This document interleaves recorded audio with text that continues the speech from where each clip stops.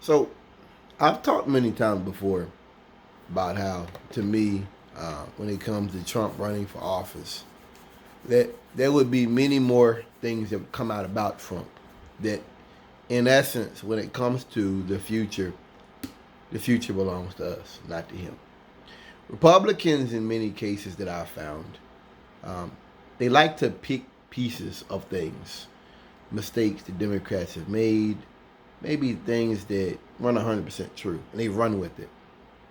And then we found out later on that that wasn't true at all. Like Andrew Gillum running for governor of Florida, and Trump called him a thief. And now he wasn't a thief. He was talked to by the feds. The FBI talked to him. It was information. That was it. Never charged. But that was enough. So I've talked many times before about how I believe more things will come out about Trump in the next couple years. About COVID, about other things. And this is one of those stories. So it's a House report. It came out talking about COVID, talking about how spy agencies knew about it.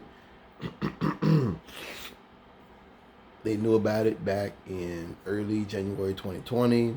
They talked about how they, in essence, were warning about how serious it could be. Trump did nothing about it.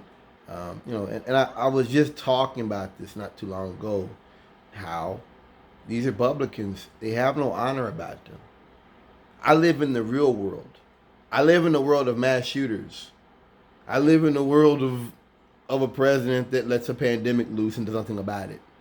And it's embarrassing, it's disgusting to know that he's gotten away with it. I live in a world where a president recently basically weaponized science. This report, while it's not groundbreaking, and it's not going to matter for Republicans, the average Republican, it's interesting to see the facts on paper as we know them. That this is the reality. That Trump lied and people died. The Bernstein document, listening to Bernstein tapes where he was talking to Trump, and Trump told him he downplayed the pandemic. Told him that. This is the president basically telling that he downplayed the pandemic. He downgraded the importance and the value of American lives for an election. That isn't enough for him not to be reelected. I don't know what is. I don't think we live in the same country with Trump supporters at this point.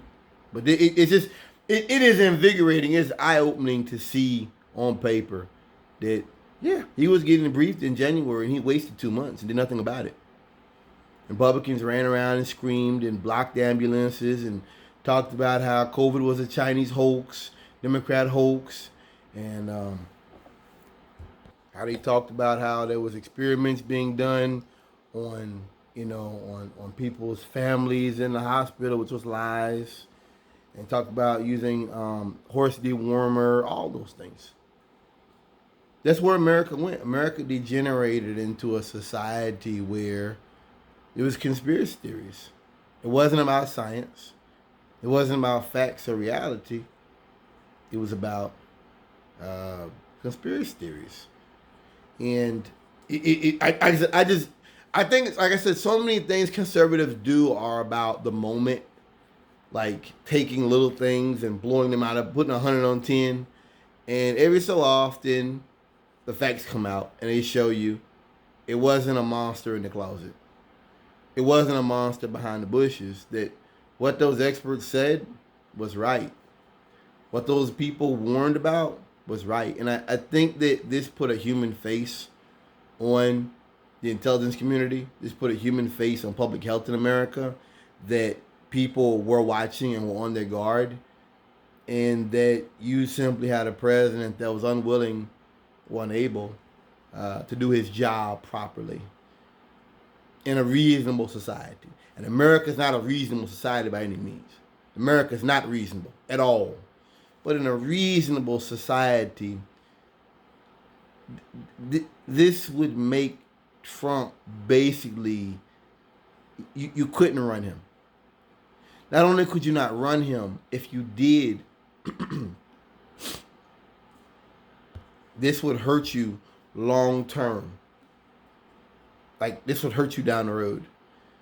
And it just, the fact that this will be another water under the bridge moment in the Trump saga just shows you how devoid of morals and integrity and honor the Republican Party really is. I'm not living in a world of cannibal pedophiles, but I'm living in a world where a president allowed a pandemic to consume the country and used that pandemic to push racism and xenophobia to foment and forward his political goals. Trump politicized the pandemic. That should be remembered. And this is evidence that when he did that, people died. That COVID and Trump's inability to respond to it had a human cost. And this is the tallied up cost. This wasn't about China. This wasn't about conspiracy theories. This was about a president's responsibility, and he blew it. As I said, we let people down.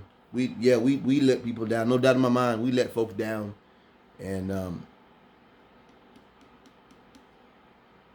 it'll be worse next time, I guess. Thanks for listening. It'll be worse.